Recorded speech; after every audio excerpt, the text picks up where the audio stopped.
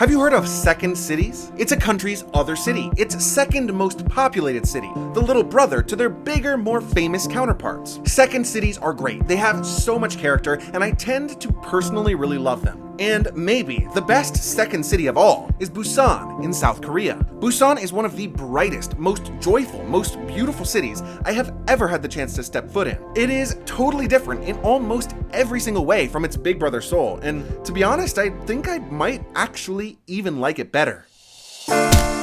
If I were to read you a list right now of all the incredible tourist attractions that exist in and around Busan, you wouldn't believe me. It is a place that feels like surfers and CEOs can and probably do walk side by side at any given moment. I had taken such a fantastic bus tour in Jeju that I decided to do another one in Busan. And so I met up with the guide, and along with our entire group, we hopped onto the bus that would be shuttling us around for the entire day. Our first stop was probably the most famous place in all of Busan, the Haedong Temple. Haedong means east of the sea, and this is one of the few temples in South Korea that is situated alongside the ocean. What struck me the most here was just how colorful and beautiful everything looked next to the water. There were these huge, cute golden pigs to symbolize wealth. There were these gorgeous lanterns in every color of the rainbow, and there were many Buddhas, including one that was specifically designated for granting a son. Now, I don't want a son, but I did want to rub its belly. So I did. Hopefully that doesn't get me pregnant. I'm also a big fan of the cute animal statues that surround the entirety of the complex. I'm not sure how old they are, but I really love that even ancient symbols in Korea are cute. The cuteness you find everywhere in the culture apparently goes back many years, and I think that is so important. The temple is pretty touristy, but it's worth it. It is one of my favorite things that I've seen in Asia, and is definitely one of the coolest temples in the world, just simply based on its geography. On the way back to the bus, there were all these souvenir shops and food stands. At the guide's suggestion, I grabbed a HOTTEOK from one of the vendors. It's only 3,000 won, which is basically like $2, and it's sort of like a pancake. They're usually more on the sweet side, but this one was filled with cheese and covered in honey, giving it a sort of sweet and savory kind of vibe. On a chilly day, I think that this would be a perfect street food snack. It wasn't much, but luckily it wouldn't need to hold me over long based on where we were headed next. We got back on the bus, everyone was feeling great, I was covered in honey just like Pooh Bear, the vibes were immaculate. We headed for TAEJONGDAE Park, which is a seaside park in Busan. It's largely uphill, so to save us the hike, we took the cutest little tram called the DONGMUN train up the hillside to the TAEJONGDAE Lighthouse. I don't have much to say about this, I mean it's a lighthouse, but it was super cute, we got a bunch of pics, and mostly, it serves as a nice buffer in this video between two food moments.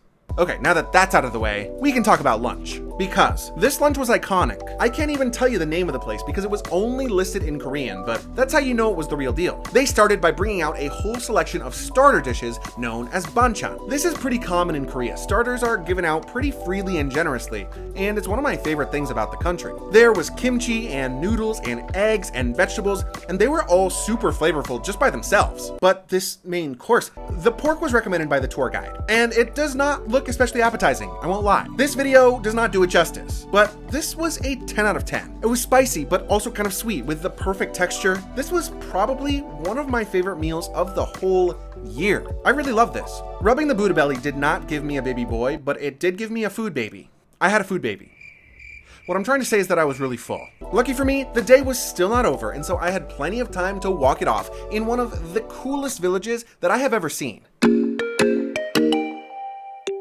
Busan does not miss. The next stop on our tour was the GAMCHEON Culture Village, which, along with the Haedong Temple, are probably the two most iconic tourist sites in all of Busan. What's so cool about this village, aside from its incredible layout and location, is that it was originally a refugee settlement during the Korean War. It was created to give a home to people who were poor and struggling and who believed in peace above all else. All by itself, it's a remarkable open-air museum, but it's made even better by the fact that in 2009, the Korean government decided to give the place a total makeover in order to revitalize its heritage. Now, it's a beautiful, colorful arrangement of houses that continue to serve as residences for the local people, coinciding with a huge strip of amazing tourist attractions, street food, and more. People come out for all sorts of reasons, but some of the most popular are to see the statue of the Little Prince and the Fox, and to see the mural of the two members of BTS who call Busan their hometown. It reminds me in some ways of the Boakap neighborhood in Cape Town, South Africa.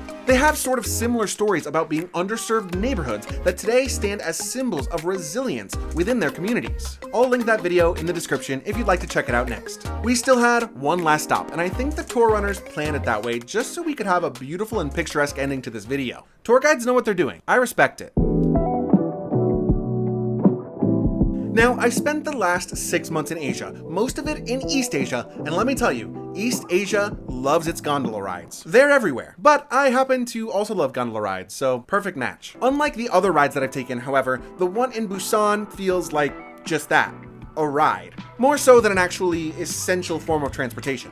You basically hop on, ride about 15 minutes to a platform overlooking the water, and then go back. But with the sun starting to set over the city, even if it was just for kicks, the timing was perfect. It was so beautiful, and I wouldn't have it any other way.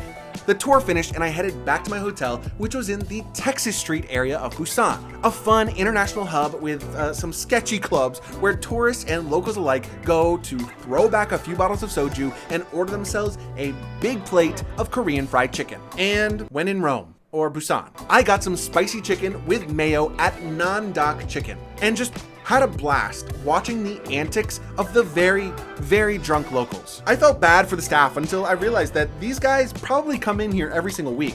They knew their whole order. They were regulars. I took a few more bites, and then I stopped to actually think about it. Do I really think that Busan is the best city in South Korea? You might not believe it because Seoul is a really great city in its own right, but I think that the answer is yes. At the very least, it's extremely well equipped for tourism. When I tell you that there are several major tourist attractions in Busan that didn't even make it into this video, including a really cute train car, a gorgeous bridge, several beaches, the biggest department store in the world, incredible spas, museums, and so much more, I think you start to get a sense on just how much there is to do in this city. My recommendation is to go and to stay way longer than I did. This is easily a 4 or 5 day city at least, and I don't say that lightly. No one talks about Busan except for the people who have been there, and they won't stop talking about it. I am now one of those people. I adored this city, and I absolutely plan to spend so much more time there in the future. As always, thank you so much for being here. My name is Josh,